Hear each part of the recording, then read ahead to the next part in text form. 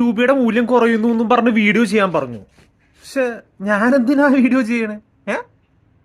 വിദേശത്ത് നിന്ന് കേരളത്തിലോട്ട് പണം അയക്കുമ്പോഴും നമുക്ക് കൂടുതൽ പൈസ കിട്ടൂലേ?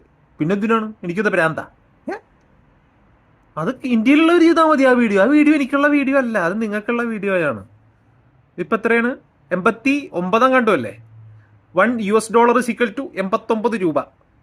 €1 ഇസിക്വൽ ടു അറൌണ്ട് 104 105 അടുത്തുണ്ട്. എന്തിനി ഞാനെന്തിനു വീഡിയോ ചെയ്യണേ? എനിക്കെന്താ പ്രാന്ത? നിങ്ങൾ എന്നെ അങ്ങോട്ട് ചെയ്താൽ മതി. ആരെങ്കിലും അങ്ങോട്ട് ചെയ്യും.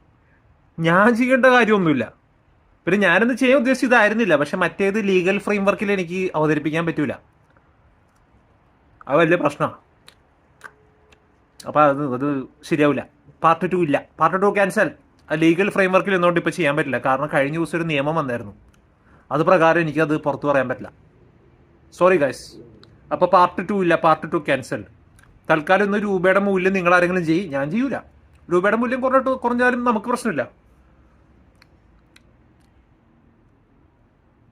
വീണ്ടും സന്ധിക്കും വരെ വണക്കം.